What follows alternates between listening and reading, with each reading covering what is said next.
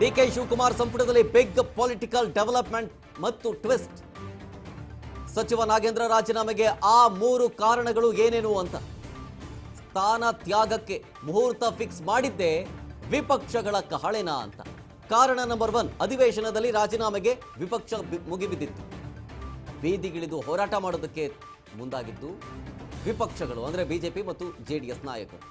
ಕಾರಣ ನಂಬರ್ 2, ರಾಯಚೂರಿಂದ ಬಳ್ಳಾರಿ ಬೃಹತ್ ಪಾದಯಾತ್ರೆಯ ಭೀತಿ. ಸೆಪ್ಟೆಂಬರ್ 1ನೇ ತಾರೀಕಿನಿಂದ 10ನೇ ತಾರೀಕಿನವರೆಗೂ ಪಾದಯಾತ್ರೆ ಮಾಡೋದಕ್ಕೆ ಮುಂದಾಗಿದ್ದರ ಬಗ್ಗೆ. ಇದರ ಮುಜುಗರದಿಂದ ತಪ್ಪಿಸಿಕೊಳ್ಳೋದಕ್ಕೆ ರಿಸೈನ್ ಅಸ್ತ್ರವನ್ನ ಪ್ರಯೋಗ ಮಾಡಲಾಗ್ತಾ ಇದೆ ಅನ್ನೋದು. ಕಾರಣ ನಂಬರ್ 3, ಕಾಂಗ್ರೆಸ್ ಪಾಳಿಗದಲ್ಲೇ ಅಸಮಾಧಾನ ಮಡುಗಡ್ತಾ ಇದೆ. ಸರ್ಕಾರ ಪಕ್ಷ ಉಳಿಸ್ಕೊಳ್ಳೋದಕ್ಕೆ ಮತ್ತು ಸಮುದಾಯಕ್ಕೆ ಸಂದೇಶ ಕೊಡೋದಕ್ಕೆ ರಿಸೈನ್ ಮಾಡೋದಕ್ಕೆ ಮುಂದಾಗ್ತಾ ಇರೋದು ಅಂತ. ರಾಜೀನಾಮೆ ಕೊಟ್ಟು ಕಳಂಕ ಮುಕ್ತರಾಗಿ ಬರೋ ಲೆಕ್ಕಾಚಾರ ಏನಾದರೂ ಇದರಲ್ಲಿ ಅಡಗಿದೆಯಾ?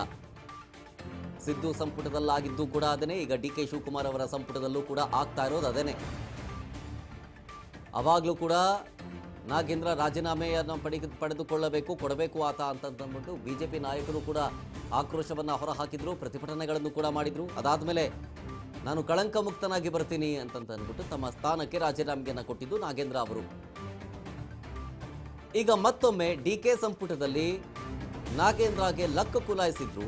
ಬ್ಯಾಡ್ ಲಕ್ ಹಿಂದೆನೇ ಫಾಲೋ ಮಾಡ್ಕೊಂಡು ಬಂದಿತ್ತು ಅಂತ ಅನ್ಸುತ್ತೆ. ಯಾವಾಗ ಬಿಜೆಪಿ ಮತ್ತು ಜೆಡಿಎಸ್ ಇದ್ರ ಬಗ್ಗೆ ಸದನದ ಒಳಗಡೆಗೂ ಕೂಡ ಪ್ರಸ್ತಾಪ ಮಾಡಿ ಕೋಲಾಹಲ ಸೃಷ್ಟಿಯಾಯಿತು, ಅದಾದ್ಮೇಲೆ ಸದನದ ಹೊರಗಡೆಗೂ ಕೂಡ ಪ್ರತಿಭಟನೆಗೆ ಬಿಸಿ ಕಾವು ತಟ್ಟೋದಕ್ಕೆ ಶುರುವಾಯಿತು ಕಾಂಗ್ರೆಸ್ಗೆ. ಇದರ ಬೆನ್ನಲ್ಲೇ ಸೆಪ್ಟೆಂಬರ್ 1ರಿಂದ ಸೆಪ್ಟೆಂಬರ್ 10ನೇ ತಾರೀಕಿನವರೆಗೂ ಕೂಡ ಪಾದಯಾತ್ರೆ ಮಾಡೋದಕ್ಕೆ ಮುಂದಾಗಿತ್ತು ಬಿಜೆಪಿ ನಾಯಕರು. ಆ ಮುಜುಗರದಿಂದ ತಪ್ಪಿಸಿಕೊಳ್ಳುವುದಕ್ಕೆ ನಾಗೇಂದ್ರದಿಂದ ರಾಜೀನಾಮೆಯನ್ನು ಪಡೆದುಕೊಳ್ತಾರೆ ಅನ್ನುವಂಥ ಮಾತು ಕೇಳಿ ಬರ್ತಾ ಇದೆ.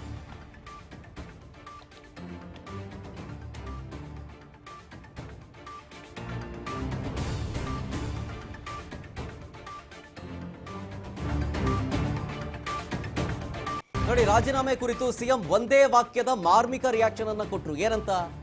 ನಮ್ಮ ಪಕ್ಷದಲ್ಲಿ ಎಲ್ಲರೂ ಶಿಸ್ತಿನ ಸಿಪಾಯಿಗಳು, ಹೀಗಂತಂದ್ರು ಸಿಎಂ ಡಿಕೆ. ಸಚಿವರನ್ನ ಸಮರ್ಥಿಸಿಕೊಳ್ಳದೆ ಅಂತರವನ್ನ ಕಾಯ್ದುಕೊಂಡಂತಿದೆ. ಡಿಕೆ ಶಿವಕುಮಾರ್ ಶಿಸ್ತಿನ ಮಾತಿನ ಹಿಂದೆ ಬಿಗ್ ಪೊಲಿಟಿಕಲ್ ಮೆಸೇಜ್ ಪಾಸ್ ಆಗ್ತಾ ಇದೆ ಅಂತ ಅನ್ನಿಸ್ತಾ ಇದೆ. ಹೈಕಮಾಂಡ್ ಆದೇಶ ಪಾಲನೆಗೆ ಸಚಿವರೂ ಬದ್ಧ ಅನ್ನೋ ಸಂದೇಶವನ್ನ ಕೊಡಲಾಗ್ತಾ ಇದೆ. ನಾಗೇಂದ್ರ ನಿರ್ಗಮನಕ್ಕೆ ಸಿಎಂ ಡಿಕೆ ಶಿವಕುಮಾರ್ ಅವರು ಗ್ರೀನ್ ಸಿಗ್ನಲ್ ಏನಾದರೂ ಕೊಡ್ತಾ ಇದ್ದಾರಾ ಅಂತ. ರಾಜೀನಾಮೆ ಬೆಳವಣಿಗೆಗೆ ಪುಷ್ಟಿ ಕೊಡ್ತಾ ಇದೆ ಮುಖ್ಯಮಂತ್ರಿಗಳ ಈ ಒಂದು ಹೇಳಿಕೆ. ನಮ್ಮ ಪಕ್ಷದಲ್ಲಿ ಎಲ್ಲರೂ ಶಿಸ್ತಿನ ಸಿಪಾಯಿಗಳು ಅಂತಂದ್ರು.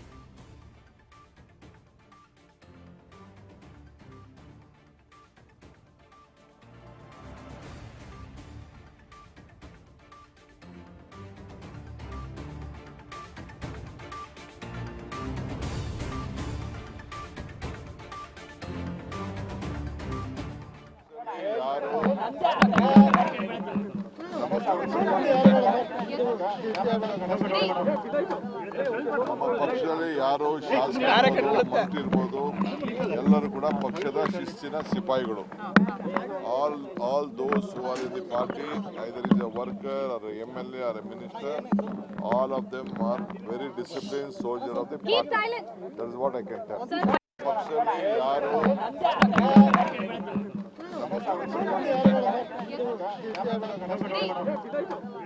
ನಮ್ಮ ಪಕ್ಷದಲ್ಲಿ ಯಾರು ಶಾಸಕರು ಮಂತ್ರಿ ಇರ್ಬೋದು, ಎಲ್ಲರೂ ಕೂಡ ಪಕ್ಷದ ಶಿಸ್ತಿನ ಸಿಪಾಯಿಗಳು.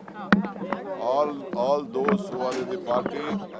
ಡೀಟೇಲ್ಸ್ ಕೊಡ್ತಾರೆ ಇನ್ನಷ್ಟು ನಮ್ಮ ಪ್ರತಿನಿಧಿ ಬಸವರಾಜ್ ಹೋಗಾರ್ ಲೈವ್ ನಲ್ಲಿ. ಬಸವರಾಜ್, ಡಿಕೆ ಶಿವಕುಮಾರ್ ಅವರ ಮಾರ್ಮಿಕ ಮಾತು ಯಾವ ರೀತಿಯ ಸಂದೇಶ ಕೊಡ್ತಾ ಇದೆ ನಾಗೇಂದ್ರ ವಿಚಾರಕ್ಕೆ ಸಂಬಂಧಪಟ್ಟಂತೆ?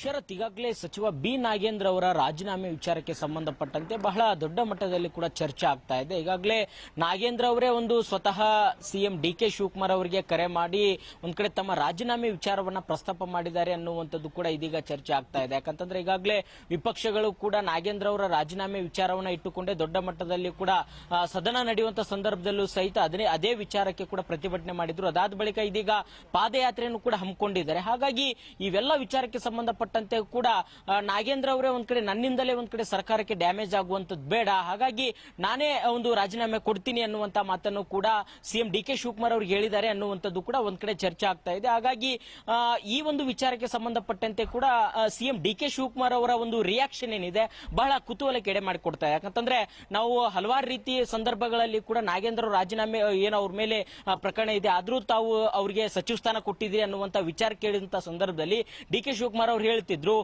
ಬಿಜೆಪಿ ಆಗಿರಬಹುದು ಅಥವಾ ಕಾಂಗ್ರೆಸ್ ಆಗಿರಬಹುದು, ಯಾರ ಮೇಲೆ ಒಂದ್ ಕಡೆ ಪ್ರಕರಣಗಳಿಲ್ಲ, ಯಾರು ಎದುರಿಸ್ತಾ ಇಲ್ಲ, ಕೇಂದ್ರ ಮಂತ್ರಿಗಳ ಮೇಲೆ ಪ್ರಕರಣಗಳಿಲ್ವಾ, ನಾನು ಕೂಡ ನನ್ನ ಮೇಲೂ ಕೂಡ ಕೇಸ್ ಇದೆ, ಈ ತರಹ ಹೇಳಿಕೆಗಳನ್ನ ಕೊಡುವಂತ ನಿಟ್ಟಿನಲ್ಲಿ ನಾಗೇಂದ್ರ ಅವ್ರನ್ನ ಸಮರ್ಥನೆ ಮಾಡ್ಕೊಳ್ತಾ ಇದ್ರು. ಆದ್ರೆ ಇವತ್ತಿನ ಅವರ ಡಿ ಕೆ ಶಿವಕುಮಾರ್ ಅವರ ಮಾತು ನಾವು ನೋಡ್ತಾ ಹೋದ್ರೆ ಎಲ್ಲರೂ ಕೂಡ ನಮ್ಮ ಪಕ್ಷದಲ್ಲಿ ಇರ್ತಕ್ಕಂಥವ್ರು ಶಾಸಕರಾಗಿರ್ಬೋದು, ಸಚಿವರಾಗಿರ್ಬೋದು, ಎಲ್ಲರೂ ಕೂಡ ಶಿಸ್ತಿನ ಸಿಪಾಯಿಗಳು ಅನ್ನುವಂತ ಮಾತನ್ನು ಕೂಡ ಹೇಳಿರ್ತಕ್ಕಂಥದ್ದು ಇದು ಬಹಳ ತೀವ್ರ ಕುತೂಹಲ ಕೆಡೆ ಮಾಡಿಕೊಡ್ತಾ ಇದೆ ಶರತ್. ಯಾಕಂತಂದ್ರೆ ಡಿ ಕೆ ಶಿವಕುಮಾರ್ ಈ ಹಿಂದೆ ಹೇಳ್ತಕ್ಕಂಥ ಹೇಳಿಕೆ ಬೇರೆ ಆಗಿತ್ತು, ಇದೀಗ ಇವತ್ತಿಗೆ ಕೊಟ್ಟಿರ್ತಕ್ಕಂಥ ಹೇಳಿಕೆ ಕೂಡ ಬೇರೆ ಆಗಿರ್ತಕ್ಕಂಥದ್ದು. ಅಂದ್ರೆ ಡಿ ಕೆ ಶಿವಕುಮಾರ್ ಅವರು ಸಂದೇಶ ಏನ್ ರವಾನೆ ಮಾಡಿದ್ರು ಅಂದ್ರೆ, ಹೈಕಮಾಂಡ್ ನಾಯಕರು ಹೇಳಿದ್ರೆ ನಾಗೇಂದ್ರ ಇರಬಹುದು, ಯಾರೇ ಆಗಿರಬಹುದು, ಕೂಡಲೇ ರಾಜೀನಾಮೆ ಕೊಡ್ಲಿಕ್ಕೆ ಸಿದ್ಧರಿರಬೇಕು ಅನ್ನುವಂತಹ ಒಂದು ಸಂದೇಶವನ್ನ ರವಾನೆ ಮಾಡುವಂತ ಪ್ರಯತ್ನವನ್ನ ಡಿ ಕೆ ಶಿವಕುಮಾರ್ ಅವರು ಮಾಡಿದ್ರ ಅನ್ನುವಂಥದ್ದು ಕೂಡ ಇದೀಗ ಚರ್ಚೆ ಆಗ್ತಾ ಇದೆ. ಯಾಕಂತಂದ್ರೆ ನಾಗೇಂದ್ರ ಅವರ ವಿಚಾರಕ್ಕೆ ಸಂಬಂಧಪಟ್ಟಂತೆ ಕೂಡ ಸದನವು ಕೂಡ ಅಲ್ಲಿ ಕೂಡ ಯಾವ ವಿಚಾರ ಕೂಡ ಪ್ರಸ್ತಾಪ ಆಗಿಲ್ಲ, ಕೇವಲ ನಾಗೇಂದ್ರ ಅವರ ರಾಜೀನಾಮೆಗೋಸ್ಕರನೇ ಒಂದು ಇಡೀ ಸದನವು ಕೂಡ ಒಂದ್ ಕಡೆ ವ್ಯರ್ಥವಾದಂತ ರೀತಿಯಲ್ಲಿ ಕೂಡ ಆಯಿತು. ಹಾಗಾಗಿ ಇದನ್ನ ವಿಪಕ್ಷಗಳು ಕೂಡ ಅದನ್ನ ಒಂದು ಸದುಪಯೋಗ ಪಡಿಸಿಕೊಳ್ಳುವಂತ ಪ್ರಯತ್ನವನ್ನು ಕೂಡ ಮಾಡ್ತಾ ಇದ್ದೇವೆ. ಇದೀಗ ಬಳ್ಳಾರಿಯ ಒಂದು ಪಾದಯಾತ್ರೆಯನ್ನು ಕೂಡ ಹಮ್ಮಿಕೊಂಡಿರ್ತಕ್ಕಂಥದ್ದು. ಹಾಗಾಗಿ ಎಲ್ಲೊಂದ್ ಕಡೆ ಇದು ಸಮುದಾಯಕ್ಕೂ ಕೂಡ ಅಂದ್ರೆ ಎಸ್ಟಿ ಸಮುದಾಯಕ್ಕೂ ಕೂಡ ಇದು ಎಲ್ಲೋ ಒಂದ್ ಕಡೆ ಪರಿಣಾಮ ಬೀರಬಹುದು ಅನ್ನುವಂತ ಲೆಕ್ಕಾಚಾರದ ಅಡಿಯಲ್ಲಿ ಒಂದಿಷ್ಟು ಈ ರೀತಿಯಾಗಿರ್ತಕ್ಕಂತಹ ಬೆಳವಣಿಗೆ ನಡೀತಾ ಇದೆ ಅನ್ನುವಂಥದ್ದು ಕೂಡ ಇದೀಗ ಕಾಂಗ್ರೆಸ್ ಪಕ್ಷದ ವಲಯದಲ್ಲಿ ಚರ್ಚೆ ಆಗ್ತಾ ಇದೆ. ಶರತ್, ಓಕೆ, ಹೋಲ್ಡಲ್ಲ ಇರಿ ಬಸವರಾಜ್, ಮತ್ತೊಮ್ಮೆ ಮಾತನಾಡಿಸ್ತೀನಿ. ನೋಡಿ, ಸಚಿವ ಸ್ಥಾನದಿಂದ ರಿಸೈನ್ ಮಾಡಿದ ನಂತರ ನಾಗೇಂದ್ರ ಔಟ್ ಆಯ್ತು ಅಂತಂದ್ರೆ ಅನ್ನಪೂರ್ಣ ತುಕಾರಾಂ ಇನ್ನಾಗಬಹುದು ಅನ್ನೋ ಚರ್ಚೆ. ಕಾಂಗ್ರೆಸ್ ಹೈಕಮಾಂಡ್ ಅಂಗಳದಲ್ಲಿ ಡಿಕೆ ಸಂಪುಟ ಸೂತ್ರ ಇದೆ. ಬಳ್ಳಾರಿ ಪ್ಲಸ್ ವಾಲ್ಮೀಕಿ ಸಮುದಾಯ ಪ್ಲಸ್ ಮಹಿಳಾ ಕೋಟ ಫಿಕ್ಸ್. ಒಂದೇ ಕಲ್ಲಲ್ಲಿ 3 ಹಕ್ಕಿ ಹೊಡೆಯೋದಕ್ಕೆ ಕಾಂಗ್ರೆಸ್ ಪ್ಲಾನ್. ವಿಪಕ್ಷಗಳ ಪಾದಯಾತ್ರೆ ಅಸ್ತ್ರಕ್ಕೆ ಪ್ರತಿಯಾಗಿ ರಾಜೀನಾಮೆಗೆ ತಂತ್ರ ಅನುಸರಿಸ್ತಾರ? ಬಿ ನಾಗೇಂದ್ರ ರಾಜೀನಾಮೆ ಪಡೆಯೋದಕ್ಕೆ ಹೈಕಮಾಂಡ್ ರೆಡಿನಾ?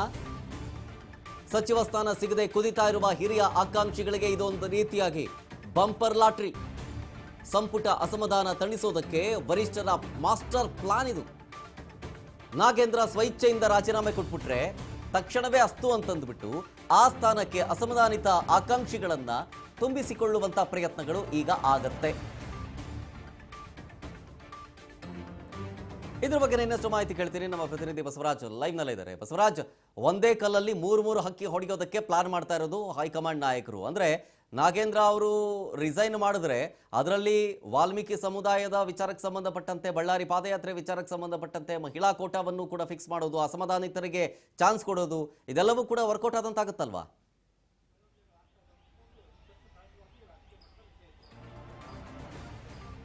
ಖಂಡಿತ ಶರತ್, ಈಗ ನಾಗೇಂದ್ರ ಅವ್ರನ್ನ ರಾಜೀನಾಮೆ ಕೊಟ್ರೆ ಆ ಒಂದು ಸ್ಥಾನ ಕೂಡ ಖಾಲಿ ಉಳಿದ್ರೆ ಅದಕ್ಕೂ ಕೂಡ ಹೈಕಮಾಂಡ್ಗೆ ಕೂಡ ಇದು ಒಂದ್ ಕಡೆ ಅವರಿಗೂ ಕೂಡ ಇದನ್ನ ಸರಿದೂಗಿಸುವಂತ, ಅಂದ್ರೆ ಒಂದಿಷ್ಟು ಪಕ್ಷದ ವಲಯದಲ್ಲಿ ಹಲವಾರು ಶಾಸಕರು ಅಸಮಾಧಾನಗೊಂಡಿದ್ದಾರೆ, ನಮಗೆ ಸಚಿವ ಸ್ಥಾನ ಕೊಟ್ಟಿಲ್ಲ ಅನ್ನುವಂತ ಕಾರಣದಿಂದ ಈಗ ಹಲವು ಶಾಸಕರು ಕೂಡ ಅಸಮಾಧಾನಗೊಂಡಿರ್ತಕ್ಕಂಥದ್ದು. ಅವರು ಬಹಿರಂಗವಾಗಿ ಅಭಿಪ್ರಾಯ ವ್ಯಕ್ತಪಡಿಸದೇ ಇದ್ರು ಸಹಿತ ಹೈಕಮಾಂಡ್ ಮಟ್ಟದಲ್ಲಿ ಅವ್ರದೇ ಆಗಿರ್ತಕ್ಕಂಥ ಅಸಮಾಧಾನವನ್ನ ವ್ಯಕ್ತಪಡಿಸಿದ್ದಾರೆ. ಕೃಷ್ಣಪ್ಪ ಅವರಾಗಿರ್ಬೋದು, ಪ್ರಿಯಾ ಕೃಷ್ಣ ಆಗಿರ್ಬೋದು, ಈಗ ಸಿಎಂ ಕರೆದಿರ್ತಕ್ಕಂಥ ಸಭೆಗೆ ಕೂಡ ಬರ್ತಾ ಇಲ್ಲ. ಹಾಗಾಗಿ ಇಂಥವ್ರನ್ನ ಒಂದು ತನಿಸುವಂತಹ ಪ್ರಯತ್ನವನ್ನು ಕೂಡ ಮಾಡಬಹುದು. ಅದರ ಜೊತೆಗೆ ಮಹಿಳಾ ಕೋಟಾ ಕೂಡ ಅಡಿಯಲ್ಲಿ ಕೂಡ ಒಂದು ಸಚಿವರಿಗೆ ಸಚಿವ ಸ್ಥಾನ ಕೊಡಬೇಕಾಗಿರ್ತಕ್ಕಂಥ ಅನಿವಾರ್ಯತೆ ಕಾಂಗ್ರೆಸ್ ಪಕ್ಷದ ಹೈಕಮಾಂಡ್ ನಾಯಕರಿಗಿದೆ. ಈಗ ನಾಗೇಂದ್ರ ಅವರ ರಾಜೀನಾಮೆ ಏನಾದರೂ ಅವರೇ ಸ್ವಇಚ್ಛೆಯಿಂದ ಕೊಟ್ರೆ, ಒಂದ್ ಕಡೆ ಮೊದಲಿಗೆ ಕೂಡ ಅವ್ರ ಮೇಲೆ ಈ ವಾಲ್ಮೀಕಿ ಹಗರಣ ಪ್ರಕರಣಕ್ಕೆ ಸಂಬಂಧಪಟ್ಟ ಬಂದಂತ ಸಂದರ್ಭದಲ್ಲಿ ಹೈಕಮಾಂಡ್ ನಾಯಕರಿಗೆ ಅದನ್ನ ಯಾವ ರೀತಿ ಸ್ಪಷ್ಟನೆ ಕೊಡುವಂತ ಪ್ರಯತ್ನ ನಾಗೇಂದ್ರ ಅವರು ಮಾಡಿದ್ರು. ಅಂದ್ರೆ ನಾನು ಯಾವುದೇ ರೀತಿ ತಪ್ಪು ಮಾಡಿಲ್ಲ ಅನ್ನುವಂತ ಸ್ಪಷ್ಟನೆ ಕೊಟ್ಟಿದ್ರು. ಅದೇ ರೀತಿ ಹೈಕಮಾಂಡ್ ನಾಯಕರು ಕೂಡ ಅವರಿಗೆ ಮರಳಿ ಅವಕಾಶವನ್ನ ಮಾಡಿಕೊಟ್ಟಿದ್ರು. ಆದ್ರೆ ಇದೀಗ ವಿಪಕ್ಷಗಳು ದೊಡ್ಡ ಮಟ್ಟದಲ್ಲಿ ಇದನ್ನ ತೆಗೆದುಕೊಂಡು ಹೋದಂತ ಸಂದರ್ಭದಲ್ಲಿ ಇದು ಪಕ್ಷಕ್ಕೆ ಮತ್ತೆ ಸರ್ಕಾರಕ್ಕೂ ಕೂಡ ಮುಜುಗರ ಉಂಟು ಮಾಡುತ್ತೆ ಅನ್ನುವಂತ ಕಾರಣವನ್ನ ಇಟ್ಟುಕೊಂಡು ತಾವೇ ಒಂದು ಸ್ವಇಚ್ಛೆಯಿಂದ ಕೊಟ್ಟರು ಅನ್ನುವಂಥದ್ದು ಹೈಕಮಾಂಡ್ ನಾಯಕರಿಗೆ ಕೂಡ ಇದು ಪ್ಲಸ್ ಆಗಬಹುದು. ಹಾಗಾಗಿ ಒಂದ್ ಕಡೆ ನಾಗೇಂದ್ರ ರಾಜೀನಾಮೆ ಪಡೆದುಕೊಂಡ್ರೆ ಒಂದು ಈಗ ಬಳ್ಳಾರಿ ಜಿಲ್ಲೆಗೆ ಕೂಡ ಕೋಟಾದಡಿಯಲ್ಲಿ ಕೊಡಬೇಕು, ಮಹಿಳಾ ಕೋಟಾದಲ್ಲಿ ಕೂಡ ಕೊಡಬೇಕು, ಮತ್ತೆ ಅದೇ ಸಮುದಾಯ ಕೂಡ ಅದೇ ಸಚಿವ ಸ್ಥಾನ ಕೊಡಬೇಕು ಅನ್ನುವಂಥದ್ದು ಒಂದು ಒಂದೇ ಕಲ್ಲಿಗೆ 3 ಅನ್ನುವಂತ ಏನು ಮಾತಿದೆ ಅದಕ್ಕೆ ತಕ್ಕಂತೆ ಕೂಡ ಈಗ ನಾಗೇಂದ್ರ ಅವ್ರನ್ನ ರಾಜೀನಾಮೆ ಪಡೆದುಕೊಂಡ ಸಂದರ್ಭದಲ್ಲಿ ಅನ್ನಪೂರ್ಣ ತುಕಾರಾಂ ಅವರಿಗೆ ಸಚಿವ ಸ್ಥಾನ ಕೊಡುವಂಥದ್ದು ಬಹಳ ದೊಡ್ಡ ಮಟ್ಟಿಗೆ ಕೂಡ ಸಾಧ್ಯತೆ ಕೂಡ ಇರುವಂತದ್ದು. ಅವರಿಗೆ ಕೊಟ್ಟರೆ ಈಗ ಮಹಿಳಾ ಕೋಟಾದ ಅಡಿಯಲ್ಲೂ ಕೂಡ ಕೊಟ್ಟಂಗಾಗುತ್ತೆ, ಎಸ್ಟಿ ಸಮುದಾಯಕ್ಕೂ ಕೂಡ ಕೊಟ್ಟಂಗಾಗುತ್ತೆ, ಅದರ ಜೊತೆಗೆ ಬಳ್ಳಾರಿ ಜಿಲ್ಲೆಯೂ ಕೂಡ ಸಚಿವ ಸ್ಥಾನ ಕೊಟ್ಟಂಗಾಗುತ್ತೆ. ಹೀಗೆ ಹಲವು ರೀತಿಯ ಲೆಕ್ಕಾಚಾರಗಳು ಹೈಕಮಾಂಡ್ ನಾಯಕರ ಮುಂದೆ ಇದೆ. ಹಾಗಾಗಿ ಆದ್ರೆ ಹೈಕಮಾಂಡ್ ನಾಯಕರು ಇದನ್ನ ಒಂದ್ ಕಡೆ ಸಚಿವ ನಾಗೇಂದ್ರ ರಾಜೀನಾಮೆ ಪಡೆದುಕೊಂಡ್ರೆ ವಾಲ್ಮೀಕಿ ಹಗರಣ ಭ್ರಷ್ಟಾಚಾರ ಇದು ಆಗಿದ್ದು ನಿಜ, ಬಿಜೆಪಿ ನಾಯಕರ ಆರೋಪ ಮಾಡಿರ್ತಕ್ಕಂಥದ್ದೇನಿದೆ ಇದು ಪಾರ್ಟಿಗೆ ಹೋಗಿದೆ, ಹೈಕಮಾಂಡ್ಗೆ ಹೋಗಿದೆ, ತೆಲಂಗಾಣ ಒಂದು ಚುನಾವಣೆಗೆ ಹೋಗಿದೆ, ಹೀಗೆ ಹಲವು ರೀತಿಯ ಆರೋಪಗಳನ್ನ ಏನು ಮಾಡಿದ್ದಾರೆ ಅದು ಸಾಬೀತಾದಂತೆ ಆಗುತ್ತೆ. ಹಾಗಾಗಿ ಹೈಕಮಾಂಡ್ ನಾಯಕರು ಇದನ್ನು ಕೂಡ ಲೆಕ್ಕಾಚಾರಗಳನ್ನ ಆಗ್ತಾ ಇದ್ದಾರೆ. ಏಕಾಏಕಿಯಾಗಿ ಅವ್ರನ್ನ ರಾಜೀನಾಮೆ ಪಡೆದುಕೊಂಡ್ರು ಇದಕ್ಕೂ ಕೂಡ ಆರೋಪ ಕೂಡ ಕಾಂಗ್ರೆಸ್ ಪಕ್ಷದ ಹೈಕಮಾಂಡ್ ನಾಯಕರ ಮೇಲೆ ಬರುವಂತದ್ದು ಕೂಡ ಸಾಧ್ಯತೆ ಇದೆ. ಹಾಗಾಗಿ ಇದನ್ನೆಲ್ಲ ಗಮನದಲ್ಲಿಟ್ಟುಕೊಂಡು ಹೈಕಮಾಂಡ್ ನಾಯಕರು ಸಾಕಷ್ಟು ಲೆಕ್ಕಾಚಾರಗಳನ್ನ ಹಾಕ್ತಾ ಇದ್ದಾರೆ. Sharath. Okay, fine. Thank you Basavaraj ಡೀಟೇಲ್ಸ್ಗಾಗಿ.